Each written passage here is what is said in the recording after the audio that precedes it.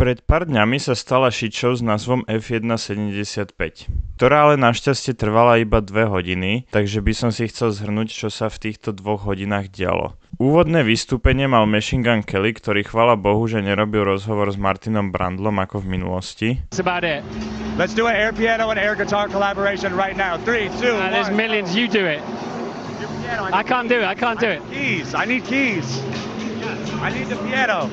I probably need to get on, but... Inak si myslím, že jeho hudobná show bola spomedzi ostatných najviac na úrovni. Po tomto jeho úvodnom vystúpení začala predstavovačka Sauberu, alebo Steak F1 Team Kick Sauber, ako sa naozaj volajú.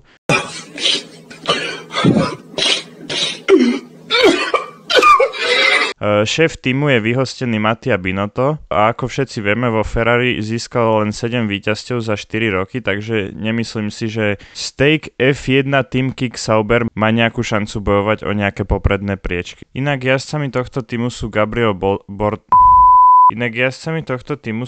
Bortoleto, úradujúci majster sveta Formuly 2 a Formuly 3 a Nico Hülkenberg, ktorý nedokázal z 227 štartov vyhrať ani raz vo Formuli 1. K samotnému autu by som povedal len toľko, že vyzerá veľmi podobne ako minulú sezónu a v podstate tu vidíme zase trend, že majú evidentne v továrni málo farby, pretože sa ňou dosť šetrí a ako môžeme vidieť, tak väčšina monopostu je čierna. Po Sauberi došiel na radu Atlassian Williams Racing Team, ktorý, ako v dokrutke sme mohli počuť, bol v minulosti vedený len ambíciou pretekať, no naposledy predtým, než to Claire, dcera Franka Williamsa, predala do Doriltonu, ktorý, akože môžeme počuť na samotnom mene, má skôr ambíciu tým zapredať. Jak sa hovorí, že sú zapredaní, ale som rád, že som zapredaný. Carlos už teraz vie, že Smooth Operator si môže spievať akurát tak v sprche. Ako sme to mohli vidieť aj pri celkom trápnom rozhovore, ktorý mali pred monopostom. I feel like this is my best chance of singing Smooth Operator live in an arena. Do it! No? Do it!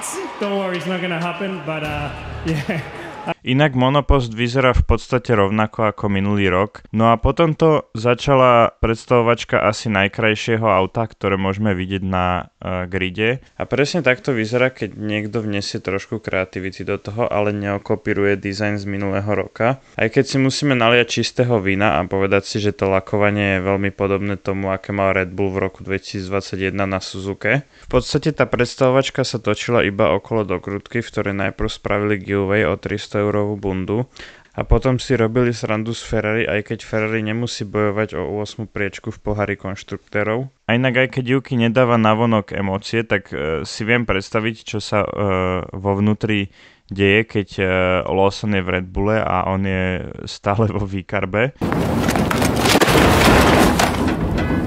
Ale tak Toyote už asi nestojí za to pretlačať mladého Japončíka do Red Bullu, keď asi plánujú vlastniť celý tím. A tým sa teda dostávame k Haas F1 týmu, ktorý si k talentovanému Olimu Bermanovi pritiahol aj veliteľa demoličnej čaty a teraz mám na mysli Ocona. K Lanceovi Strollovi a Georgeovi Russellovi sa ešte len dostaneme. Jediné, čo treba pri Haase vedieť, je, že už aj tým principál je Japonec a hlavný sponzor okrem samotného Haasu je už aj Toyota Gazoo Racing. Auto vyzerá približne rovnako, tak ako väčšina. Treba povedať, že pridali trošku viac bielej, ale nie až tak ako spomínaný výkarb. No a potom prišiel na radu najväčší fekálny výlev v podobe predstavovačky Alpinu, ktorý podľa mňa úplne pochopil, o čo celému tomuto podujatiu išlo a spravil fakt akože z toho veľkú shit show, ktorú by si možno užil tak Robo Kaliňák na niečom veľmi výživnom, čo on ľúbi užívať.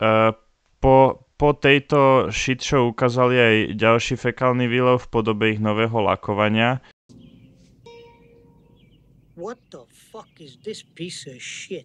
Na ktoré sa dúfam nebudeme musieť tak často pozerať počas sezóny a súdiac podľa účesu Pierra Gaslyho si myslím, že už to auto videl aj predtým a jeho účesom asi chcel znížiť aj svoju kvalitu vzhľadu.